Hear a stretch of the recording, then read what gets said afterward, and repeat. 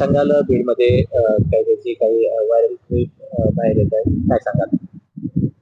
मस्साजोग ग्रामपंचायतीची पोटनिवडणूक होर घातली. ते 28 तारखेला मतदान आहे आणि मागाल्या 2 दिवसामध्ये ते क्लिप जवळपास सगळ्या मीडिया मार्फत किंवा सगळ्या पेपरवाल्यांनी तिचं ओवापो झालेला आहे.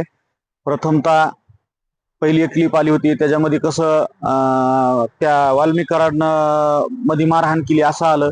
दुसरी क्लिप आली की तो जो आरोपी अझर नावाचा तो सांगतोय की बाबा मी ह्याच्यामध्ये दोषी नाही किंवा मला आमचं दोघांचं मिटलंय आणि माझ्यावर दबाव आणून दादा खिंडकरच्या म्हणण्यावर मस्साजोगची ग्रामपंचायत लागली आणि वाल्मिक कराडच्या ग्रुप गँगला बदनाम करा असं त्याच्या क्लिपमध्ये आहे किंवा त्यांनी तसं त्याचं स्टेटमेंट सुद्धा दिलंय म्हणजे जेल प्रशासना.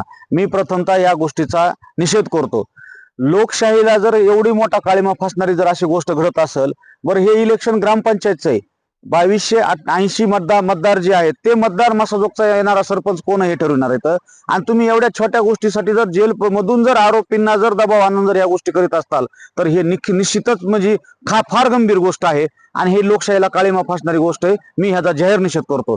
ग्रामपंचायत लोकशाहीच्या मार्गाने तुम्ही लढायला पाहिजे होते. तुम्ही लोकांना सांगतात आम्हाला संतोष देशमुखचं स्वप्न बघायचे, मग संतोष देशमुखचं स्वप्न हे आहे का हे तुम्ही लोकांना सांगा. बरं, मी वारंवार तुमच्या मार्फत सांगत आलोय की तुम्ही मागाल्या 13 वर्षामध्ये काय कामं केलीत हे जनतेसमोर मांडा आणि 18 महिन्यामध्ये तुम्हाला काय कामं करायचे हे तुम्ही जनतेसमोर मांडा आणि त्या माध्यमातून तुम्ही निवडणुकीला सामोरे जा. परंतु ते वेगळेच काहीतरी स्टंट करतायत आणि त्या वेगळ्या स्टंट आता तर हा नवीनच प्रकार आम्ही ऐकायला भेटलाय. आता आम्हाला ही गोष्ट तुमच्या मार्फत ऐकायला भेटली.